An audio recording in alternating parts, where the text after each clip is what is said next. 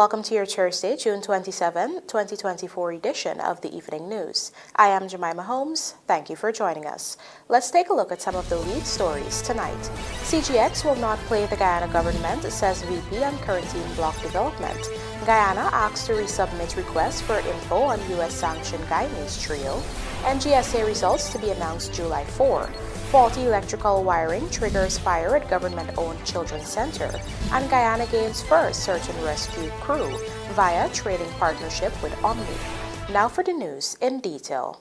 Vice President Dr. Jago has made it clear that the Guyana government will not be played by Canada-based CGX Energy, which has submitted a notice of potential commercial interest in the Quarantine block, even as the company lags in completing its Berbice Deepwater Port project.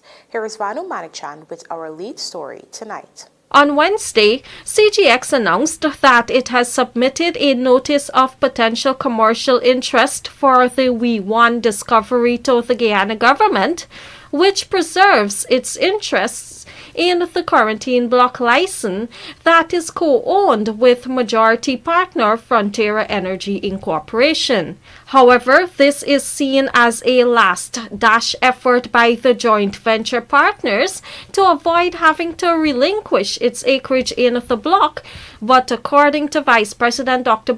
Jago, the Guyana government will not be played. Let me make it clear. CGX will not play the government of Guyana. For a very long time, they've been jerking people's string. Maybe they're investors, but no longer are we going to be tolerant of any ambiguity. If they are declaring commerciality now, they have to show in specific terms how they intend to develop a project and where the finances are. But so I shouldn't be so blunt, but I am blunt about this now. We have given them time to, as per the law, to do all they had to do. But this is the crunch time now.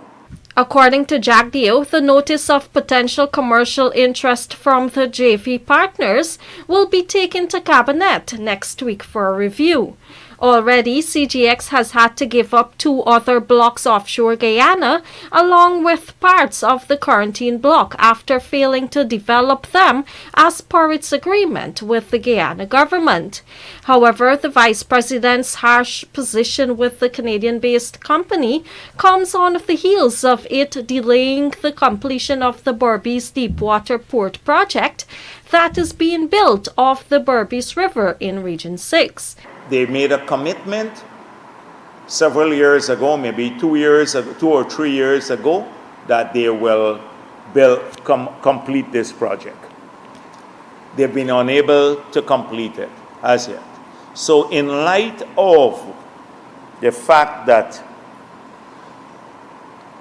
they've now declared commerciality, we have to see whether they are prepared to move to a project. If they're moving to a project, then they would still need that facility. If there is no project, we'd have to engage them on what happens there. VP Jago noted that government will invite the JV partners for a meeting on the future plans for their Guyana operations.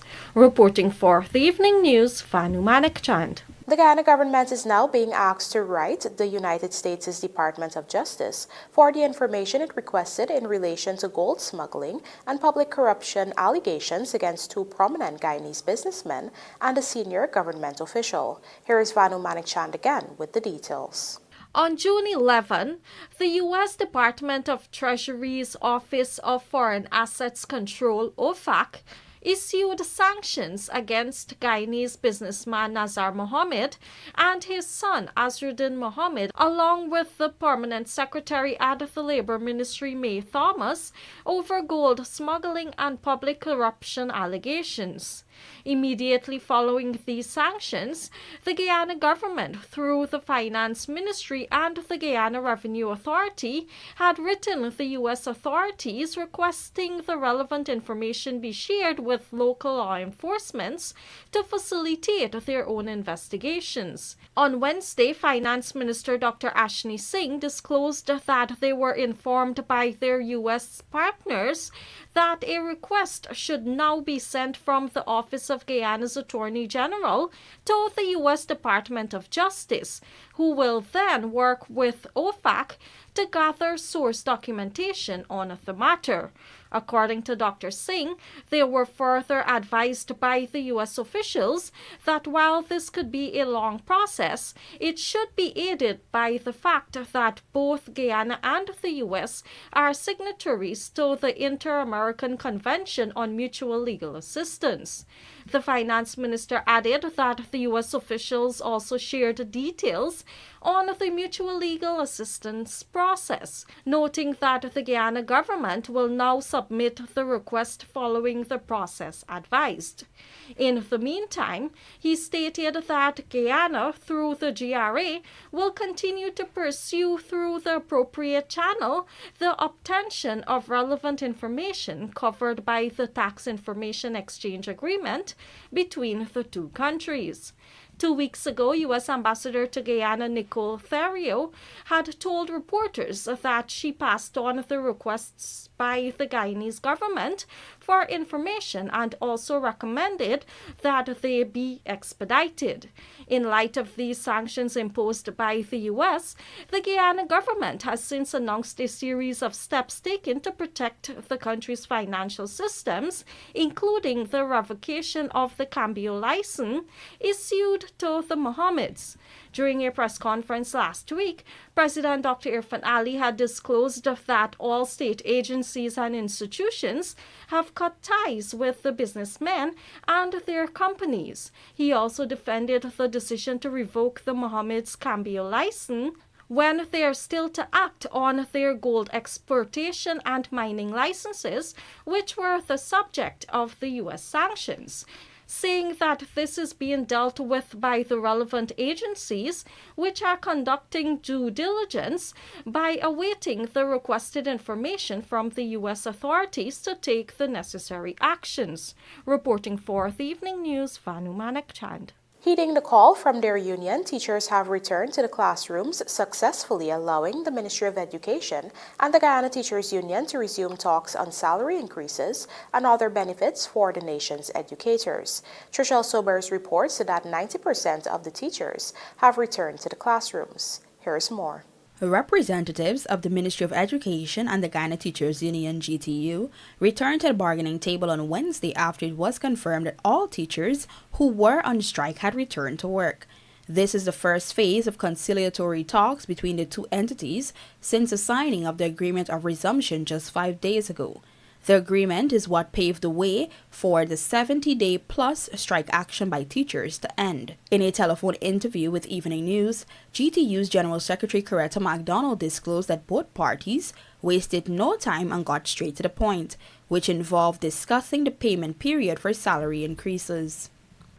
Yes, we resumed talks yesterday. We had our fourth set of talks to agree on the timeline, the time frame, and that's what we're working on right now. We look forward to having many more fruitful meetings.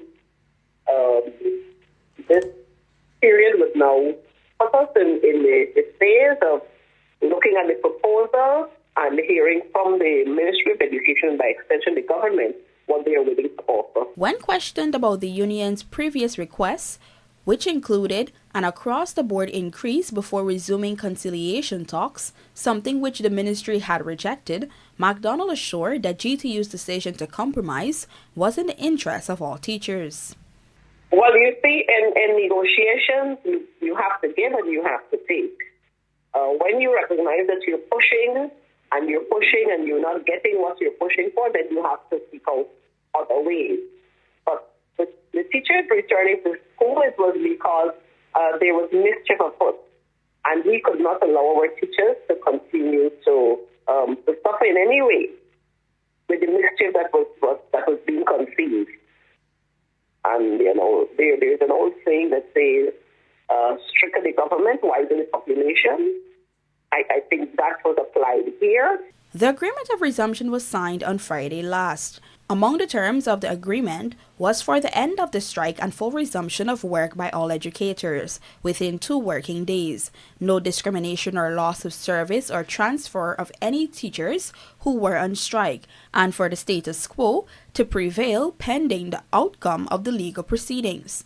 The agreement also states that upon the full resumption of work by teachers, conciliation will commence forthwith to determine whether the time frame proposed by GTU 2019 to 2023 or the Ministry 2024 and onwards should form part of a new multi-year agreement. These talks will be held in accordance with the 1990 Grievance Procedure Memorandum.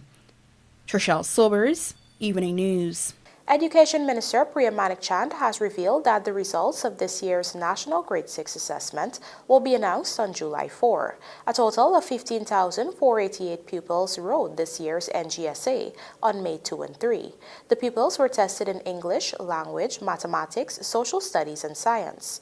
In a live broadcast today, the Education Minister assured students that regardless of which school they are placed, they will receive a sound secondary education. Here's a look. I'm happy to say that we're going to be able to announce those results on the 4th of July.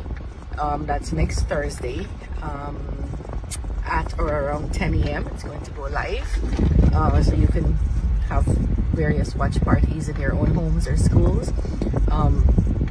And we're going to be making the results that we have not yet received final. So I haven't gotten those results as yet. The process is still happening, but I'm assured that it's going to be finished by next Thursday, and so I'll make the announcement next Thursday. Now I want to again congratulate every boy and girl who actually sat the assessment, who took it. You're already a winner.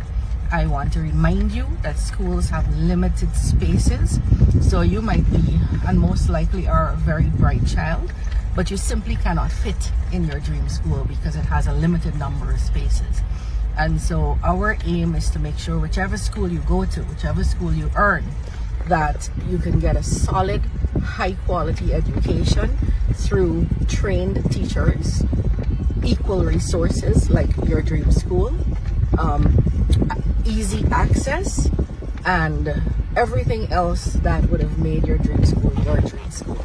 And so I want to tell you in advance that whatever it is you get, you'll be fine. You'll have a solid secondary education. Faulty electrical wiring installation has caused a fire to erupt at the government-owned Family and Children's Center at Plum Park, Sophia, Greater Georgetown. Find out more in this Michael Henry report. Several persons, including children, Thursday morning escaped unscathed after a fire erupted at the Family and Children's Center at Plum Park, Sophia, Greater Georgetown.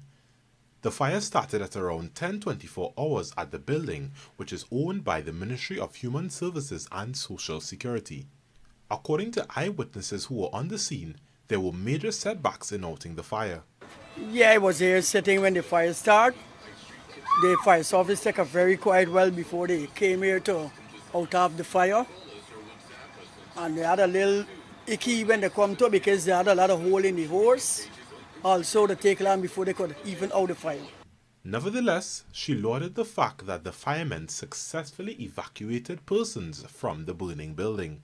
Well, they already get them out of the building, on the road, in the vehicles, and just for their safety sake, they bring them out. And a couple of vehicles are the name. Yeah, they need more activities while they're acting with fires and so forth, because they take a quite bit. A real long time, even before they hold the fire. Because the hose got a lot of hole, the water, they had to put the water in a trench to get some water. Another eyewitness spoke with the media about what she see unfolded. I see the smoke, and I holler for my husband over there. I said, I tell him, man, I said, call the fire people, let them come out this fire. Remember, we got children to, you understand? And all of them, he tried for call, but I don't know if he get through. But he tried for call. Yes, and that's all I saw for the day, for the man. I see the big smoke. No, he had nobody screaming. He didn't have nobody screaming. He didn't have nobody screaming, to be honest. Because when I holler, I see all of the children don't pack up in front there. They say everybody come out. So I said, oh, I'm glad because it's children. And I asking somebody over there that if all of the children come out the home and say everybody got the outside. And I feel a little more better when I hear that. A statement from the Guyana Fire Service has revealed that the fire is believed to have been caused by faulty electrical wiring installation, which resulted in arcing and sparking, subsequently igniting nearby combustible materials. The statement added that upon arrival at the scene, firefighters observed that the top floor's northwestern side was engulfed in flames and smoke. By the time the blaze was extinguished, the top floor of the building was severely damaged, while the ground floor suffered severe water damage. Michael Henry, The Evening News. Coming up, a 37.8% increase in fisheries production last year, says Mustafa, and U.S. reaffirms commitment to partnership with Caribbean on climate energy security. Do stay with us. More news ahead.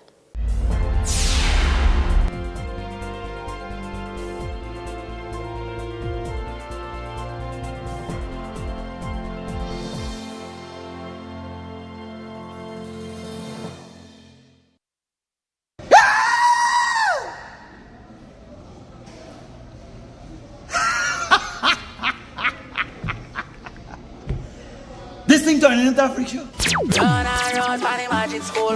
KFC's Nothing to Laugh About 15 hits the National Cultural Center on the 29th and 30th of June at 8 p.m. And we are back it down. More benefits or no service. I said more benefits or no service. We better than the rest. So don't you test. I said we better than the rest. So don't you test. Tickets $2,000, $3,000, or $4,000. Guyana, after all the money I spent on it, he ungrateful, man. I used to think to myself that he gonna make it, but now I know for sure he never make it. It's KFC Nothing to Laugh About 15.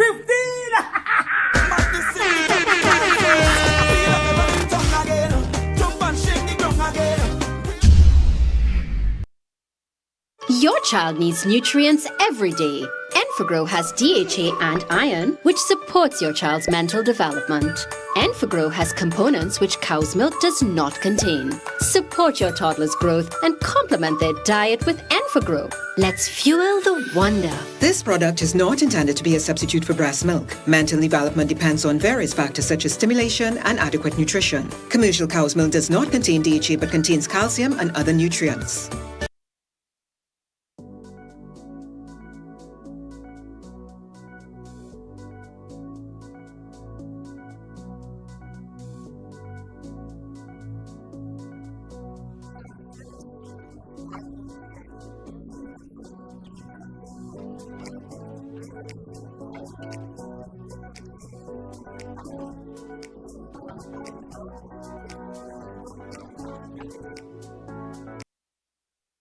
Guys, I think I'm in love. Wow. Yeah, I was looking at you too. What? What are you talking about? I'm in the tiles. Where did you get them? Oh, Mima Decor. Obviously the best tile store in Guyana. Come, let me take you there. My kitchen, my bathroom, my floors. Mima Decor has everything. And the prices are great too. So, yeah, I want to have a date now. We can build on that.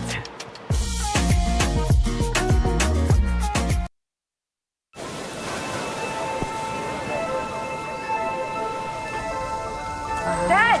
Dad! Is that real? आप लोगों को नजर आ रहे हैं?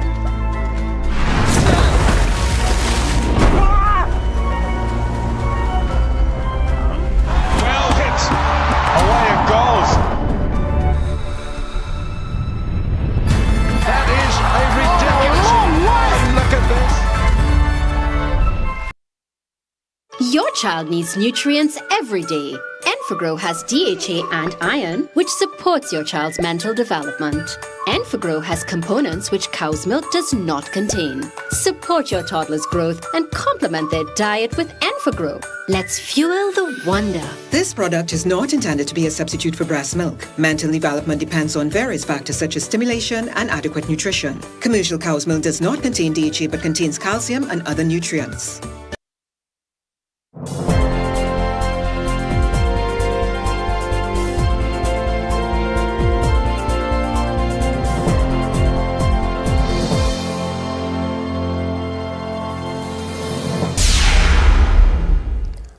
Welcome back. You're watching the Evening News. Following a period of declined catches, the local fisheries sector has witnessed a drastic turnaround, recording an almost 38% increase in production last year. Find out more in this Andrew Carmichael report. Speaking at the event on Wednesday in observance of Fisher Folk Day 2024, which was held at the Anfawak Community Center in Region 3, Agriculture Minister Zulfikar Mustafa disclosed that in 2023, 36,396 metric tons of seafood was harvested in the fishing industry, representing a 37.8% increase. This year, Fisher Folk Day was observed under the theme Protecting Livelihoods, Establishing a Safe and Sustainable Environment for Our Fisher Folk. According to the Agriculture Minister, those in the industry needs to be applauded for the sacrifices they make in braving the elements at sea to earn a living and provide citizens with an affordable and nutritious source of protein. Meanwhile, he said Guyana is being positioned as a major food producer and exporter in the Caribbean. For last year, the minister pointed out that the sector earned in excess of $50 million. We have recognized the importance of your work, your dedication, and your role. And because of that, we have seen over the years, in 2023, we have seen an increase of 36,396 metric ton harvested in the fishing industry. That gave us an increase or a growth by 37.8%. Inland fishing, also known as the aquaculture industry, recorded a growth of 75% last year. When we talk about all these growth and all these increases in catches, we must also match it with the revenue that you are earning for the country. And last year, we have seen a revenue of $54 million earned by the fish folks in our country and the fishing industry. He also said that since the government took office, systems have been put in place to ensure fisher folk have greater representation and a stronger voice in the policy-making process. Meanwhile, Food and Agriculture Organization FAO Country Director Dr. Jillian Smith pointed out the impacts of climate change, the degeneration of the fishing habitats, the intersection of fishing activity and other activities have impact on the fishing sector on a global scale. She called on fisher folk to collaborate with stakeholders and to cooperate with the technical officers in an effort to meet the local and global demand for fish and other seafood. For the Evening News, Andrew Carmichael. Trishelle Sobers joins us now to report that 5 Guyanese nationals have been equipped with skills to respond to helicopter search and rescue tragedies. This was facilitated through a partnership with OMNI Helicopters Incorporated, which saw the new search and rescue rare crew completing 6 months of rigorous training in Canada and Guyana. The team comprising Guyanese Kurt Madunka, Daniel Uris, Ishwar Parbu, Kevin Saw, and Janelle Ogo commenced training back in January.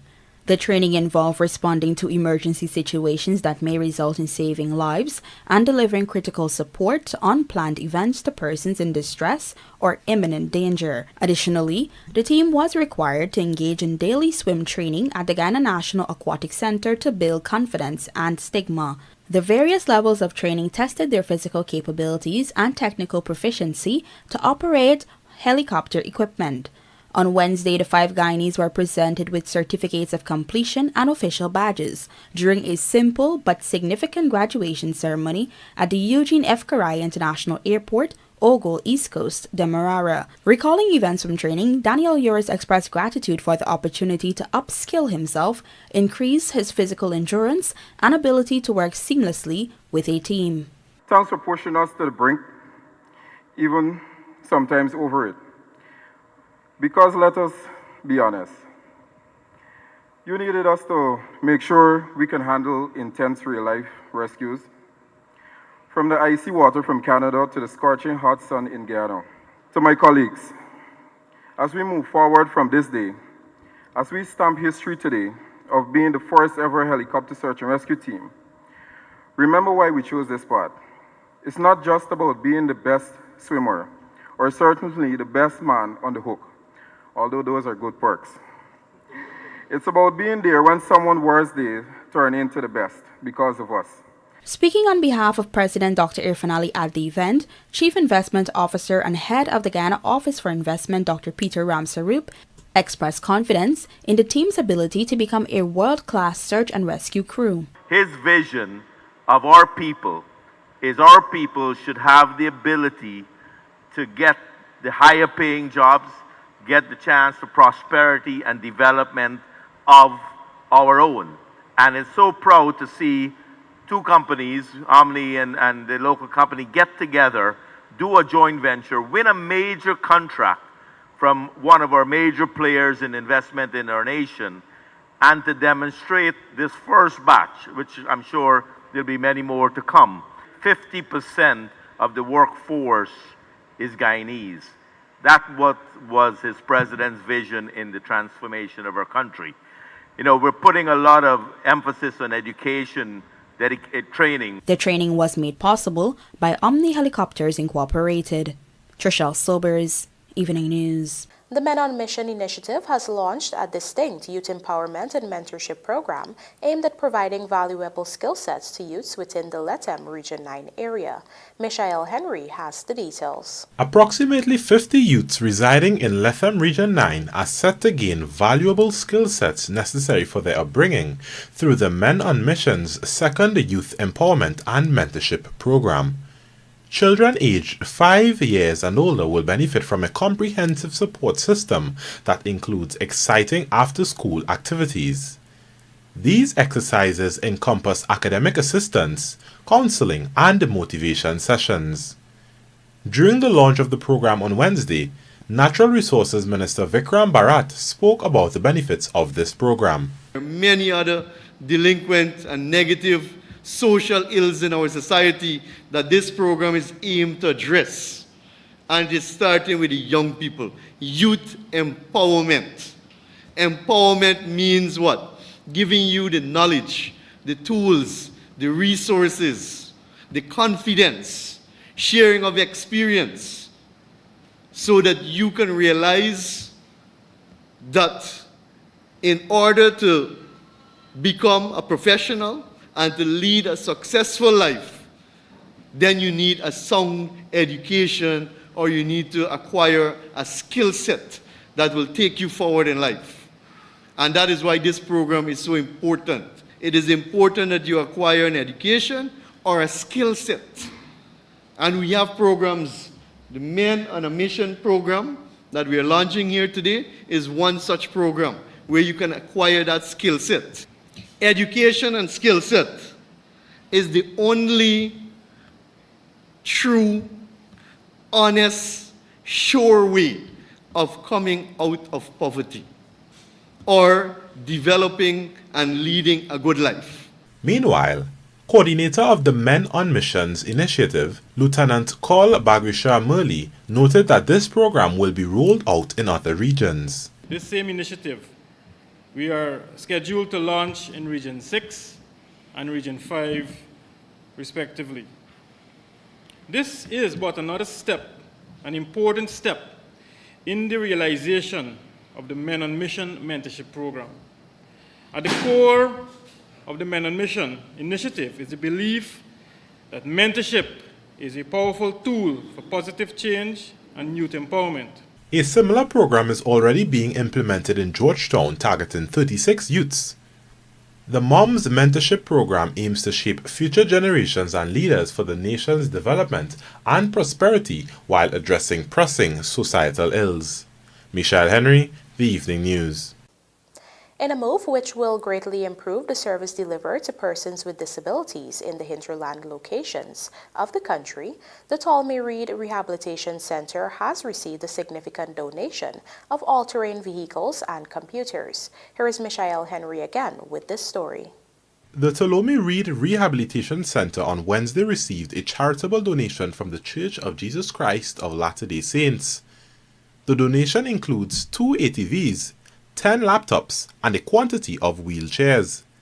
The ATVs will facilitate school visits in Region 1 and 9, particularly aiding children with impairments to access essential services. Speaking during the handing over ceremony was Director of the Disability and Rehabilitation Services Department at the Ministry of Health, Dr. Aryan Manga, who explained how this donation will help persons with disabilities in far-flung communities. So it goes beyond just providing the wheelchairs. So it's very big, and it really will help us to improve what we're offering the patients in those regions. So we'll be able to bring accessibility to them rather than them having to come to us.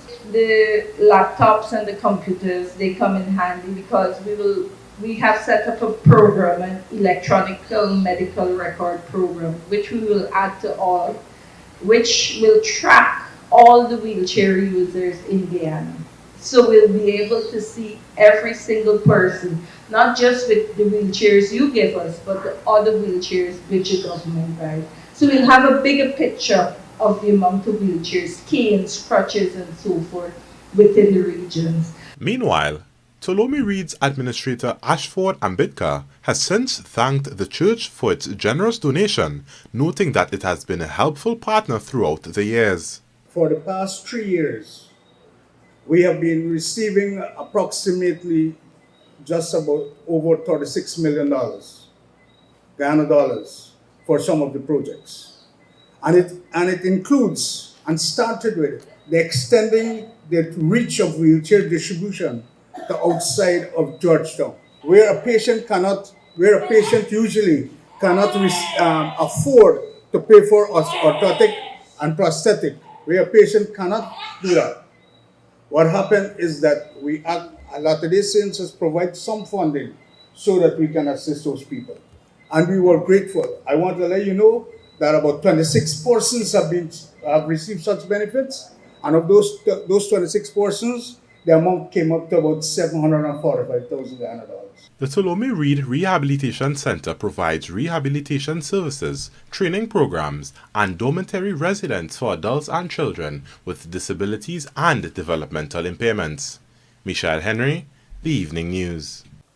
Over 2 years after the United States-Caribbean Partnership to Address the Climate Crisis 2030 was launched by Vice President Kamala Harris, the U.S. is reaffirming its commitment to the partnership that Guyana helped support. Here are the details from Gerald Bryan. On the occasion of the Caribbean American Heritage Month, United States Ambassador Brian Nichols, Assistant Secretary for Western Hemisphere Affairs, reaffirmed his country's deep interest in the region. This interest, in fact, led to the two hemispheres forming a pact in 2022 for the U.S. to make contributions to climate change mitigation and energy security. Guyana, which was at the table when the announcement was made of Pact 2030, has been a leading voice in the region on both subjects. According to Nichols, the U.S. remains committed to playing its role in the U.S.-Caribbean partnership. Our commitment to the Caribbean includes groundbreaking initiatives, such as the U.S.-Caribbean Partnership to Address the Climate Crisis, or PAC 2030. Launched by the Vice President in 2022, PAC 2030 elevates U.S.-Caribbean cooperation on climate adaptation, energy security, and resilience for critical infrastructure and local economies.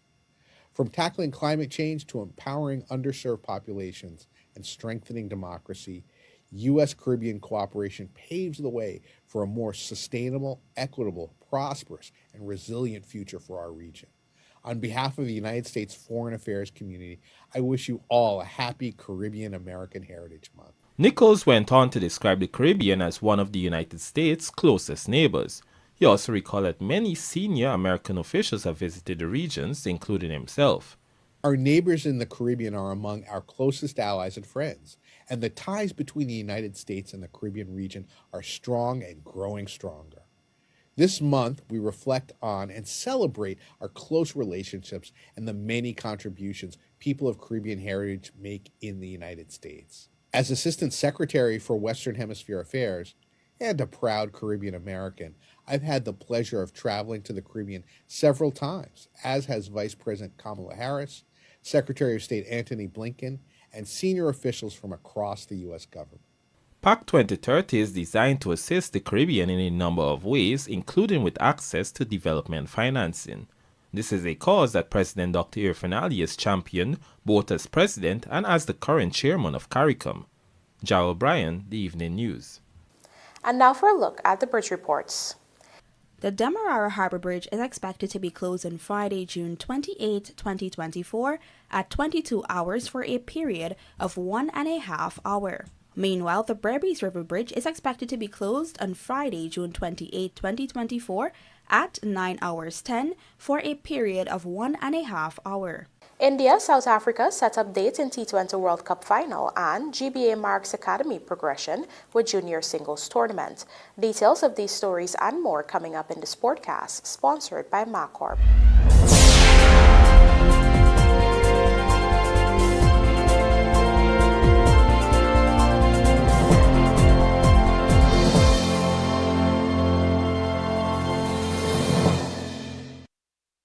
Your child needs nutrients every day. Enfagrow has DHA and iron, which supports your child's mental development.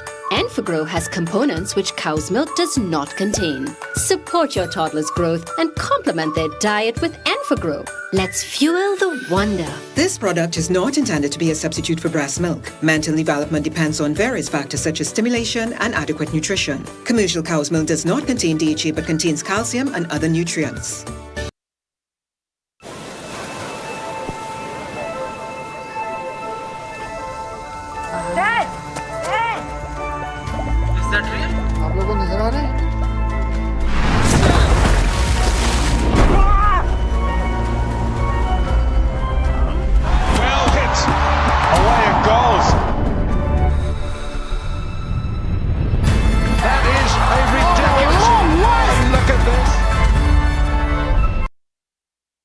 Looking to bring your dream home to reality?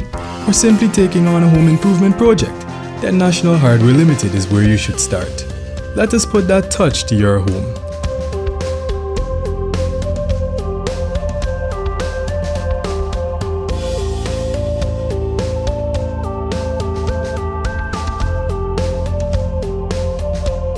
Choose from over 1,000 Berger Paint original hues for any surface.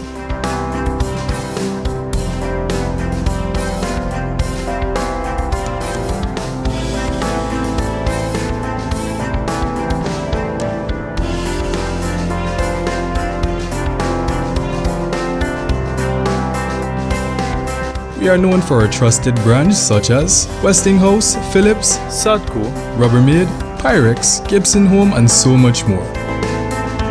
National Hardware Limited, your do-it-best store. Located in downtown Georgetown and industrial site Rhymeville. Miners, welders, and contractors. Have broken parts caused you tremendous downtime? Do you need an extra heavy-duty, dependable welding machine that will get the toughest jobs done and can also double as a generator to power all of your tools?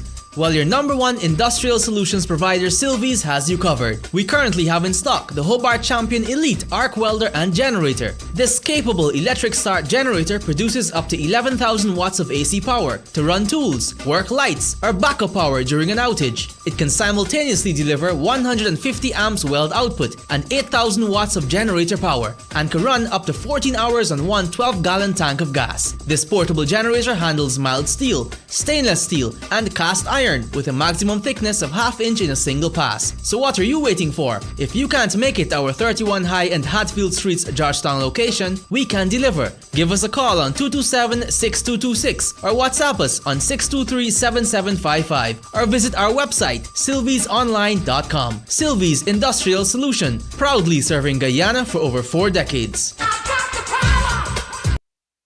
In today's tough driving conditions, every engine faces 3 powerful enemies: engine heat, pollutants, and frequent short trips.